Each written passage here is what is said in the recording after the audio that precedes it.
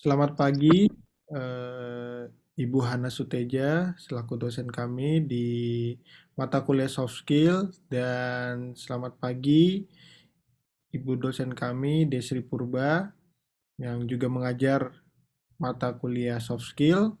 Pada hari ini, kami kelompok 21 berkesempatan untuk mempresentasikan ujian tengah semester kami. Kelompok 21 beranggotakan Ayu Lestari, Napitu Pulu, Nova Eka, saya sendiri, Clemens Putra Sejahtera, Raman Syah, Junaidi, dan Yuda Yeskiel Skeon. Baik, kami akan memulai presentasi kami pada hari ini. Apa itu soft skill? Definisi dari soft skill adalah atribut personal, kepribadian, serta kemampuan komunikasi yang dibutuhkan untuk seseorang dalam bersosial atau pekerjaan. Soft skill merupakan skill bawaan yang tidak bisa dipelajari secara formal. Soft skill merupakan aspek penting dalam sebuah pekerjaan, karena dalam sebuah pekerjaan seseorang berinteraksi atau berkomunikasi. Inilah yang membuat seseorang dapat menemukan kesuksesannya dalam sebuah pekerjaan. Lanjut. Nah, pentingnya soft skill bagi seseorang yaitu pertama, kemampuan berkomunikasi. Kemampuan berkomunikasi merupakan skill nomor satu yang harus dimiliki oleh setiap orang. Kunci dari berkomunikasi adalah menempatkan diri di berbagai situasi, harus bisa mengetahui kapan berbicara lebih sopan atau lebih santai, dan mampu untuk beradaptasi dalam berbagai situasi. Lalu, yang kedua adalah berpikir kritis. Nah, soft skill nomor dua ini adalah berpikir kritis. Seseorang dituntut untuk bisa membuat keputusan dan menganalisis situasi dalam kondisi apapun. Lalu yang ketiga, kepemimpinan. Kepemimpinan merupakan soft skill yang dapat membuat seseorang menjadi pemimpin di masa depan atau di dalam sebuah organisasi. Aspek ini menitik beratkan kemampuan seseorang dalam mengambil keputusan di suatu situasi yang sulit dan dapat menangani banyak orang dalam situasi tertentu. Selanjutnya akan dipresentasikan oleh kelompok saya yang bernama Ayu.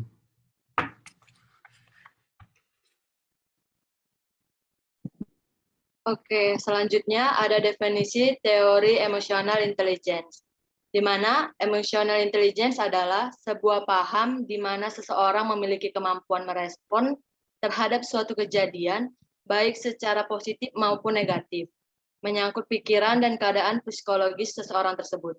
Dalam artian sederhana, emotional intelligence ialah kemampuan yang dimiliki untuk mengontrol emosi dengan sebijak mungkin.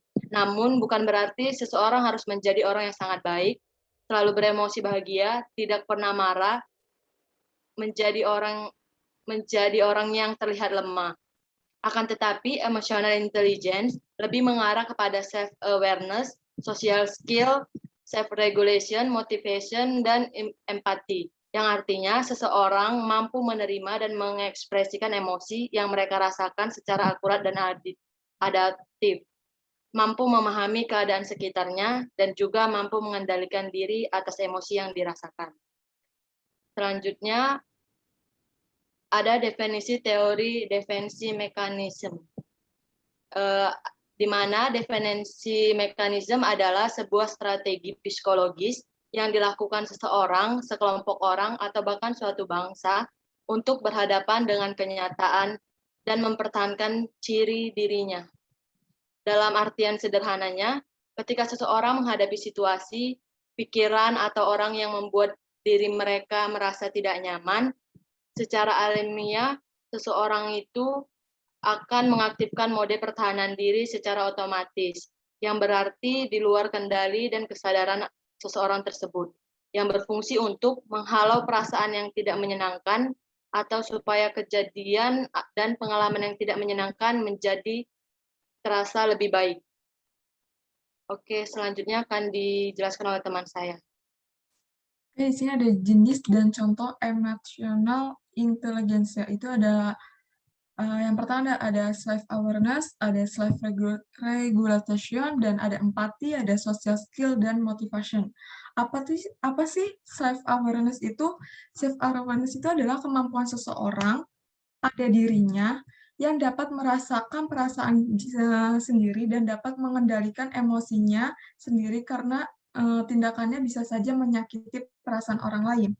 Dan selanjutnya itu yang kedua ada self-regulation, itu adalah kemampuan emosional pada diri kita sendiri yang dapat mengatur emosi yang dapat memunculkan reaksi atau perilaku terhadap hal-hal yang akan terjadi pada di sekitar kita. Empati. Empati itu adalah kemampuan pada Anda sendiri untuk dapat memahami perasaan orang lain dan dapat membayangkan diri kita sendiri berada dalam situasi orang tersebut. Yang keempat, itu ada social skill. Social skill itu adalah kemampuan seseorang untuk dapat berinteraksi dengan orang lain dengan baik dan dapat membangun hubungan sosial yang kuat dengan sekitar kita. Yang kelima itu ada motivation. Motivation adalah dorongan hasrat yang besar di dalam diri sendiri untuk dapat mencapai suatu keinginan dan cita-cita dalam menghadapi suatu hal atau tujuan tertentu. Oke, di sini ada contoh dari masing-masing emotional intelligence ya. Jadi yang pertama itu ada self-awareness. Self-awareness itu contohnya tuh kayak seorang anak tuh ingin menjadi pemain sepak bola, akan tetapi ia menyadari bahwa ternyata cita-cita tersebut tidak sejalan dengan kemampuan dirinya. Akan tetapi bukan berarti dia tidak mampu. Ternyata setelah dia mengetahui dirinya lebih dalam, anak tersebut lebih cocok menjadi atlet catur.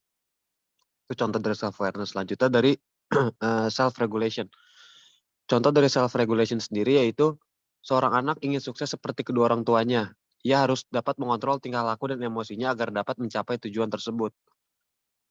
Yang ketiga adalah contoh motivation. Contoh motivation itu adalah seorang anak ingin sekali mempunyai mainan baru, tetapi orang tuanya berkata akan memberikan apabila ia ranking 1 di kelas. Anak tersebut berusaha semaksimal mungkin dengan cara belajar agar dapat ranking 1 dan dapat mainan yang diinginkannya. Yang keempat itu adalah social skills. Social skills itu contohnya yaitu Frank baru saja memasuki SMA. Ia tidak mengenali siapapun di SMA tersebut. Untuk itu, Frank perlu berinteraksi dan dapat menjalin hubungan baik dengan teman-teman barunya. Yang kelima, yang terakhir itu adalah empati. Empati itu adalah contohnya itu adalah seorang anak melihat ada pengemis di jalan. Anak itu membayangkan apabila ia menjadi orang tersebut. Hal tersebut dinamakan empati yang menjadikan anak itu lebih mensyukuri hidupnya. Itu adalah salah satu dari contoh emotional intelligence. Di sini ada contoh defense mekanisme, yaitu yang pertama ada regresi. Regresi itu adalah perilaku yang cenderung akan kembali kepada tahapan perkembangan sebelumnya. Yang kedua itu ada rasionalisasi. Rasionalisasi adalah perilaku seseorang yang mengemukakan alasan yang masuk akal atau menggantikan alasan yang sesungguhnya. Yang ketiga itu ada proyeksi. Proyeksi adalah perpindahan suatu objek untuk menjadi bahan kesalahan. Yang keempat itu ada reaction information. Reaction information adalah memperlihatkan sikap seseorang yang bertindak belakang dari sikap yang sebenarnya yang sedang dirasakan. Yang kelima ada denial. Denial adalah perilaku yang tidak mengakui atau menolak untuk mengakui realitanya yang menyakitkan. Yang keenam itu ada sublimasi. Sublimasi adalah mencari objek untuk mengganti suatu objek untuk mengganti. Terus yang ketujuh itu ada represi. Represi adalah menekan perasaan yang tidak diharapkan. Yang kedelapan itu ada fikasi. Fikasi adalah perilaku yang ingin tegar tetapi untuk mempertahankan diri yang ketidakmungkinan atau membalas dendam. Ya, jadi contoh dari masing-masing defense mechanism ini yaitu sebagai berikut. Jadi contoh regresi itu, contohnya itu James tuh udah menikah selama 10 tahun. Lalu ia bercerai dan kembali ke kampung halamannya. James ini kembali melakukan kebiasaan lamanya, yaitu menggigit kukunya sendiri. Lalu yang kedua, rasionalisasi.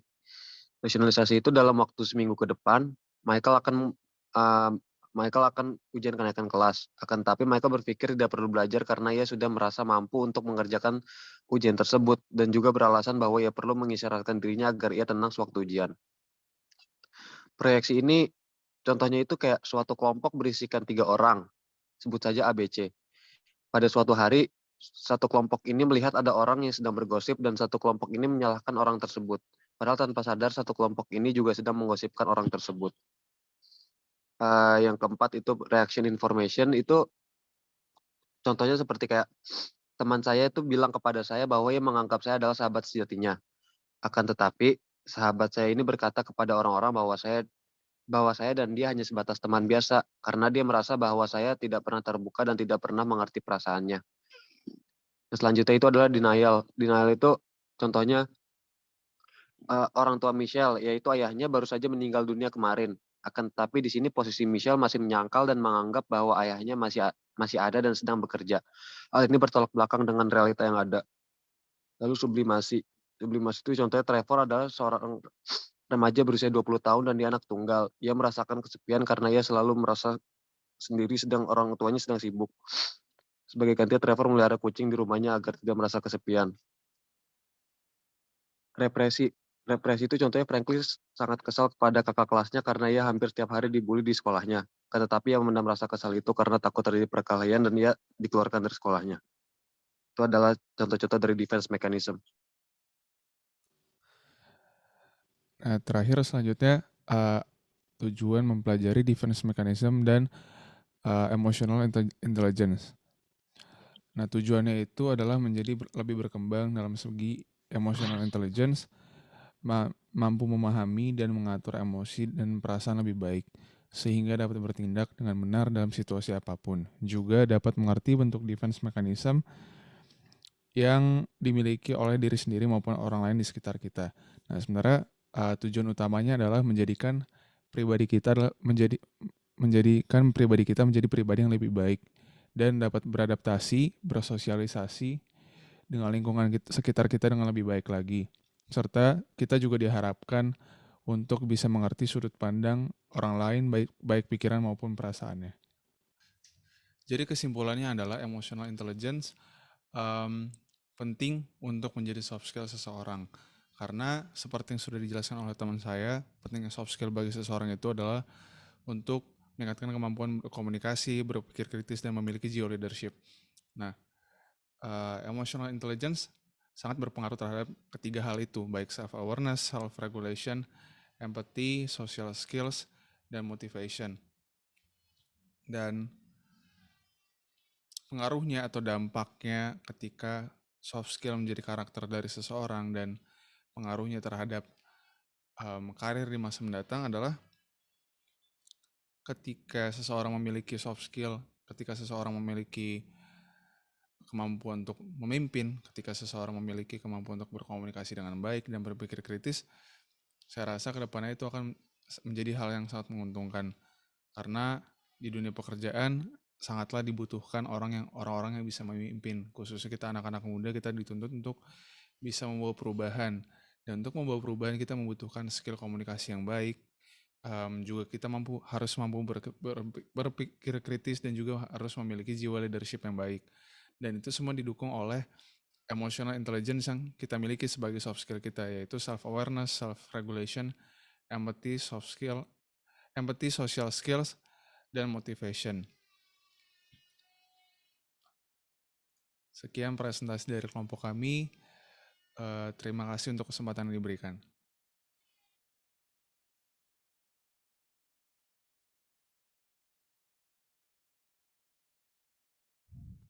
Yud. Oi. Lu pergi jalan-jalan nggak kabarin gue ya? Gue liat di Instagram nih.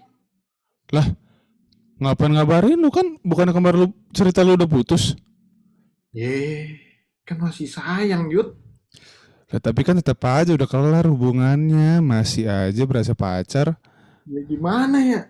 Gak bisa, Yud. Gue gak bisa move on. Ya udah, itu mending lu daripada lu kesepian, daripada lu masih berharap sama cewek lu, mending lu chat Anya. Dia kan suka sama lu. Nov, itu kok DP kamu sama orang lain ya? Enggak Kak, itu tuh aku ini, apa namanya, kalah main game aja, jadinya aku disuruh sama teman aku, suruh pasang foto profil kayak gitu. Hmm. Ya aku nggak peduli sih, pokoknya aku mau putus aja deh karena DP kamu sama orang lain.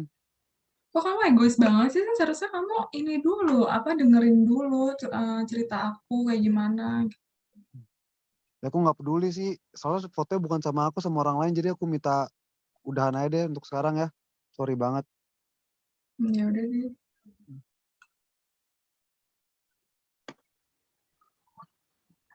Hai Kak Nova, kenapa sih mukanya bete banget? Sih, ganggu banget kamu deh. C, lagi marahan ya sama pacarnya. Apaan sih, deh? Nggak usah ikut campur urusan aku deh. Kamu urusin aja urusan kamu deh. Ya, maaf ya. Kakak sih lagi marah sama pacarnya, kenanya ke aku. Ya udah deh, aku minta maaf ya deh. Ya Kak, nggak apa-apa. Jangan marah-marah lagi ya Kak. Oke deh.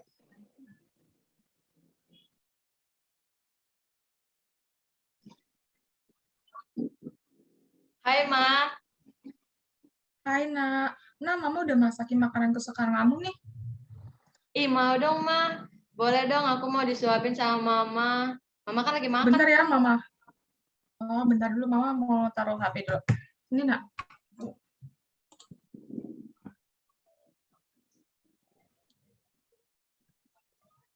Kamu mah udah remaja masih aja mau disuapin sama mama. Ya dong Ma.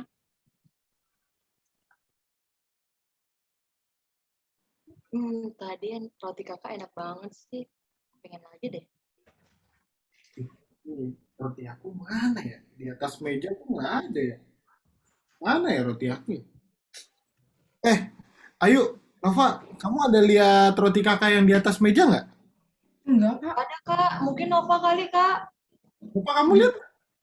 Enggak, Kak. Ayu nih ya, nuduh-nuduh aku ngambil roti kakak. Aku nggak ada, seriusan deh. Masih nggak ada sih. Mana ya roti aku ya? Mungkin simpen di itu kali, Kak, di lemari es.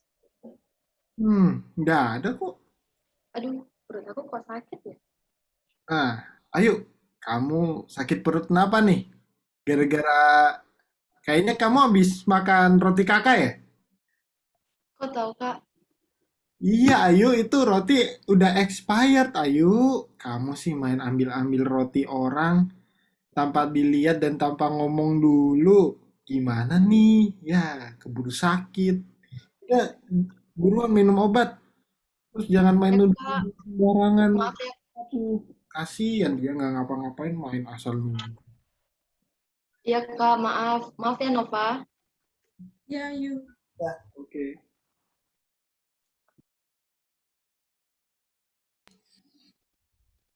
3, 2, 1. Kle, lu udah ngerjain laporan belum? Ah, aduh, sorry banget Yud, gue lupa kemarin gue ada pergi sama keluarga. Sorry banget, Ya, gue lupa Yud. ya udah tapi ntar malam kerjainnya, besok udah kumpul soalnya. Oke, gue kerjain deh. Oke. Telepon nih, Yuda. Halo. Oh, Yud. Halo. Halo, kenapa? Kle, nongkrong yuk. Nongkrong mana? Bekasi biasa. Aduh, jauh banget. Gue lagi di Jakarta Yud, sama teman-teman gue. Ya nggak bisa ya. Gue bisa deh. Ya udahlah. Kalau gitu next time aja lah, nggak apa-apa lah. Paham ya? Gue Yuk. ajaknya dadakan sih. Ya udah ya. Ya udah baru gue. Ya udah deh. Thank you ya Kle. Bye. Clemens nggak bisa. Aduh, nggak ada temen nongkrong, ya udah main aja lah.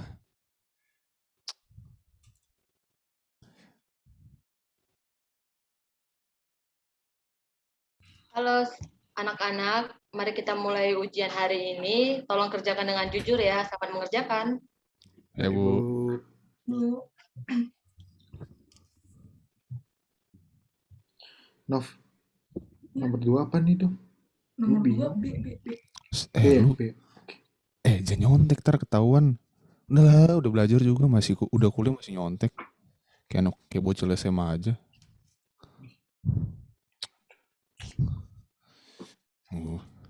Aduh gue lupa lagi nomor ini.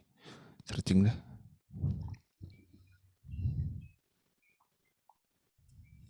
Oh ini.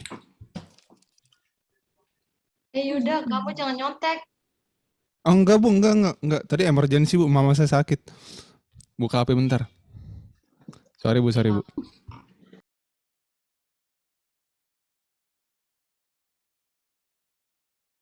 Yuk, mana nih sama?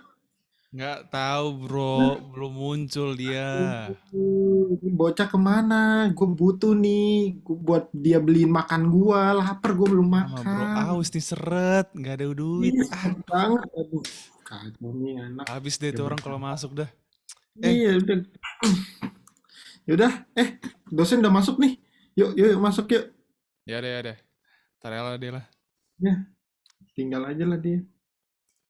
Duh, gue tiap hari dibully kayak gini, dipalak iya, dibully terus. Gue mending di rumah aja lah, gue tahannya perasaan gue daripada gue masuk jadi berantem, di drop out kan mending gue tahannya deh perasaan gue.